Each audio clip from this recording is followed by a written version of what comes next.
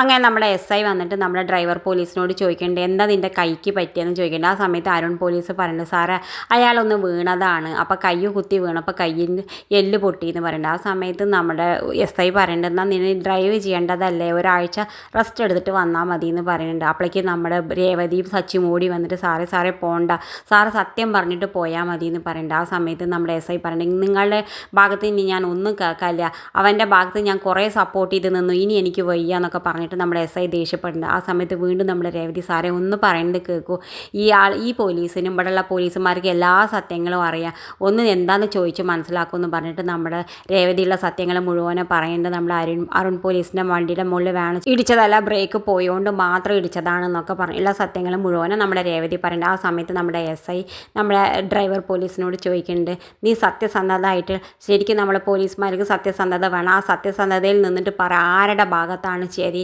ആരുടെ ഭാഗത്താണ് തെറ്റിതെന്ന് പറയുന്നുണ്ട്. ആ സമയത്ത് നമ്മുടെ ഡ്രൈവർ പോലീസ് പറയുന്നത് നമ്മുടെ സച്ചിരി രേവതിയുടെ ഭാഗത്താണ് സത്യം, നമ്മുടെ അരുൺ പോലീസാണ് നുണ പറയണതെന്ന് പറയുന്നുണ്ട്. അപ്പോൾ ആ സമയത്ത് നമ്മുടെ SIക്ക് ദേഷ്യം വന്നിട്ട് ചോദിക്കുന്നുണ്ട് അപ്പോൾ നിനക്ക് ഞാൻ വീണപ്പോൾ എങ്ങനെയും ചോദിച്ചപ്പോൾ നിനക്ക് ആദ്യം പറയായിരുന്നില്ലേ എന്ന് ചോദിക്കുന്നുണ്ട്. ആ സമയത്ത് നമ്മുടെ ഡ്രൈവർ പോലീസ് പറയുന്നുണ്ട് അരുൺ പോലീസ് പറഞ്ഞിട്ടാണ് ഞാൻ അങ്ങനെ ചെയ്തത് എന്ന് പറയുന്നുണ്ട്. എന്തായാലും നമ്മുടെ SIക്കാണെങ്കിൽ ദേഷ്യം വന്നിട്ട് നമ്മുടെ അരുണിനോട് പറയുന്നുണ്ട് ഇതിന് ഞാൻ വേണ്ട ആക്ഷൻ എടുക്കും, ഇതിന് എന്തുള്ള എല്ലാതും നീ അനുഭവിക്കാൻ റെഡി ആയിക്കോ എന്ന് പറഞ്ഞിട്ട് ദേഷ്യപ്പെട്ടിട്ട് ഇറങ്ങി പോകുന്നുണ്ട്.